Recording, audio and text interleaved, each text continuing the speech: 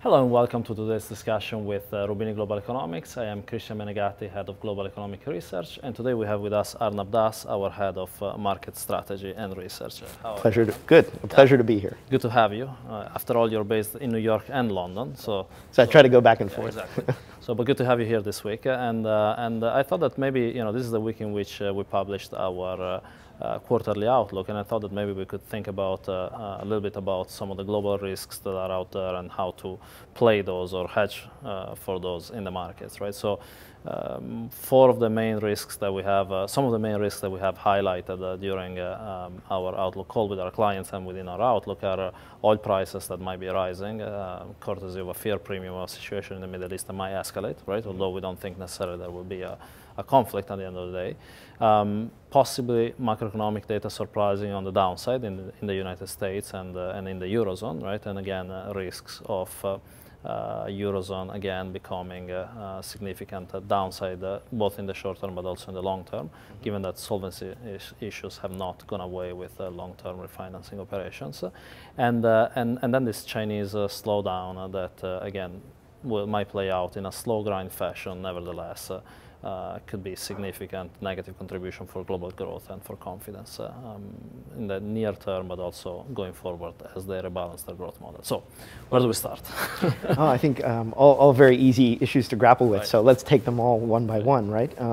So maybe if we start with the U.S., because it's my impression that clients or market participants are much less focused, for better or for worse, on the Eurozone, right? It's receded to a back burner issue. Yeah, headlines are not all about. Spain's an issue, right. But the pain in Spain is becoming plain, right? So, well, in the United States, I think the big thing that seems to have happened that's added further fuel to this liquidity-inspired rally is the interpretation of comments by Ben Bernanke that seemed to put the dissidents, down one step, one notch, and put more money on the table, right?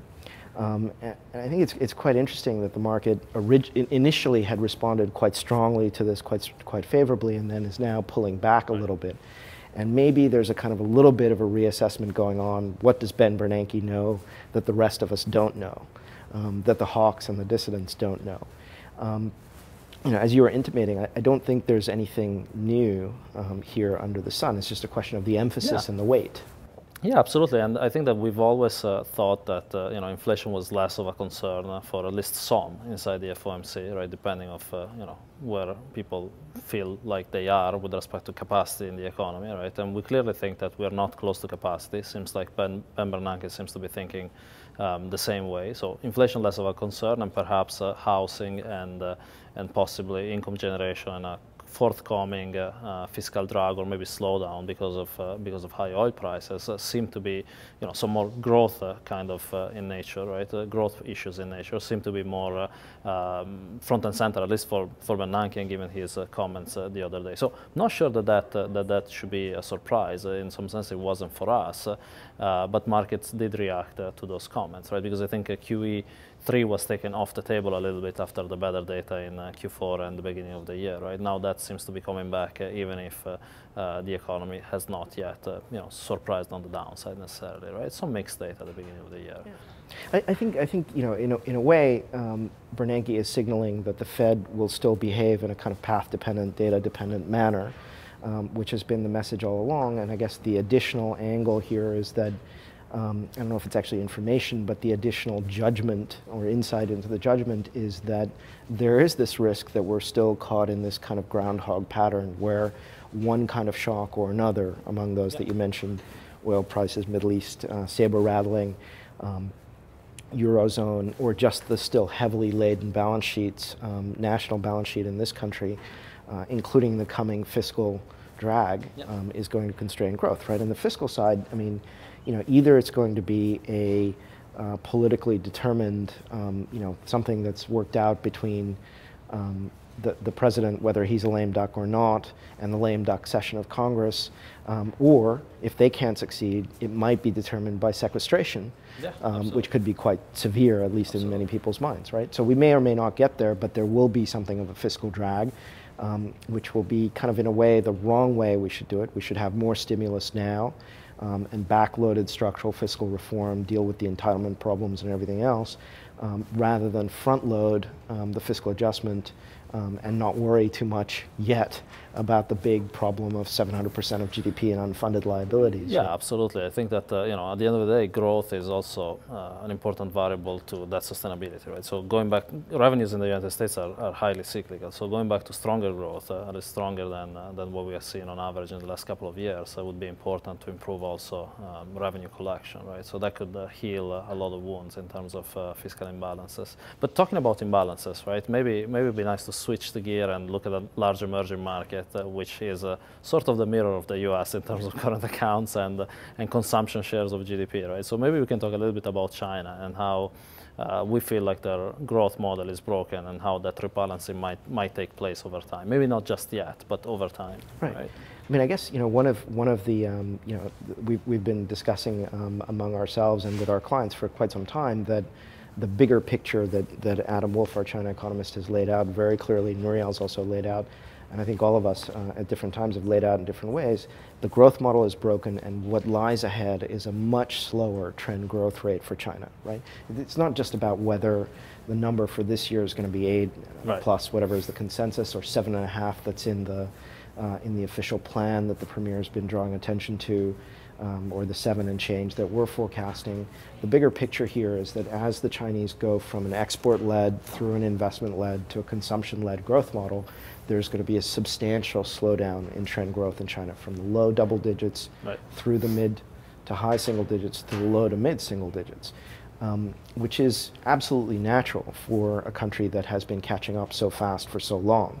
There's this big still danger that along the way, because there's an investment bubble now in China, as there has been for some time, that there'll be a crash landing along the way. Right, absolutely. And you can switch off investment quite fast. You cannot switch on consumption to make up for the lack of investment as fast, right? So particularly when the household share of income is so low, yeah, so right? low. So, absolutely. and of course, changing that is a generational change in the case of China, because what you have to do is really find a politically stabilizing way to have the people of the People's Republic share more completely in the spoils of growth. Right? So, you know, so sometimes people push back on all this and they tell us, you know, but they owe that to themselves at the end of the day, right? So they can kick this can down the road much further. They can continue to fuel this investment-led growth model and go on like this for a number of years, right? So my concern personally is that, you know, if they continue to do this at the end of the day, they're going to have a much larger problem inside their banking sector, right? A much larger hole, and of course they will never be able to deepen their financial sector and open up their capital account to the extent that can significantly improve the consumption smoothing process and therefore raise the share of consumption to GDP, right? So yeah, and also have market-determined prices for the allocation of resources and capital, right? So I think people do make this argument, and there's a lot in it, not least because the Chinese mandarins, if you like, have been extraordinarily successful at managing the growth process until now and avoiding the pitfalls of bad Western advice or, you know, market-determined crises and so on. But I would say, you know, there are plenty of examples of countries that have borrowed a lot of money from the future of other countries and from their own future, and all have ended up in a very severe problem when they've had an investment bubble, right?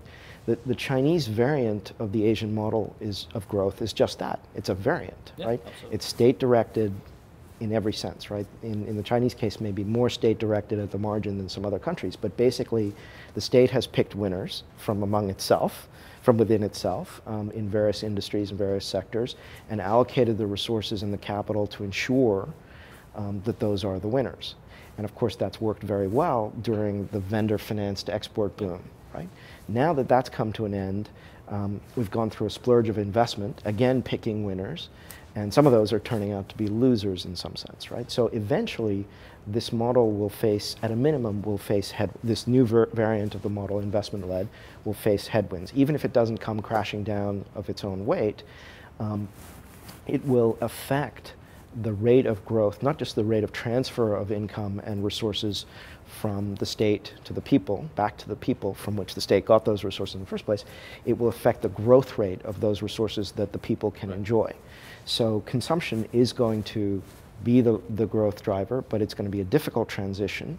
And in the meantime, growth is going to be significantly is going to be, at best, is going to be significantly slower. And we're going to have political turbulence in this, right? This is supposed to be a very smooth political transition year, and it's not. We're seeing this already, absolutely. So in the short term, how do we play all this? How do investors play all this? Well, I guess in the very, tactically in the very short term, it seems that money still makes the world go round, and, you know, quote unquote, the Bernanke opens his mouth and the spigots start to flow, and so there's more fuel in the fire, so it all goes up. So that probably has some room to run, but the headwinds are increasingly apparent, and there are constraints even in that strategy, right? So even if the saber rattling in the Middle East doesn't lead to anything, as you know, as you were saying, that's our view of it, that the saber rattling will continue. We won't have a conflict just yet, if at all. Even so, weakening the dollar and you know, by turning on the spigots, even just verbally, would tend to raise the price of commodities relative to where they would otherwise have been, including energy. So that's gonna be a constraint on consumption, which is eventually going to come through. In the Eurozone, we're already starting to see the contradictions of this approach, of, you know, putting more liquidity into a solvency problem. You know, that's turning into a bit of pressure between in the politics between Germany and her client states. We can see that in the kind of the revision of the fiscal targets. That's going to be a bit of an issue for Spain. We're going to see some, you know, not great, if not appalling, growth numbers out of the Eurozone. We're not going to be in a crisis anytime soon, it doesn't look like, but there are going to be headwinds. People are going to eventually feel, or at least fear, that the Eurozone will come back to the front burner, complete with its existential crisis. And we'll have either the Chinese slowdown or hard landing, crash landing, whatever it's going to be ahead of us, right? So tactically bullish, strategically, let's say, concerned, worried even. Yeah, already the sort of concerns around Spain and Italy, in particular Spain meeting fiscal targets, and Italy now facing a test as far as labor market reforms are concerned. Already those constraints are already showing up, and even in the spreads, they're a little bit moving, you know, starting to move a little bit up. Well, it was nice to talk to you as always. Thanks a lot for sharing your thoughts. Thanks everyone for the attention, and looking forward to more discussion.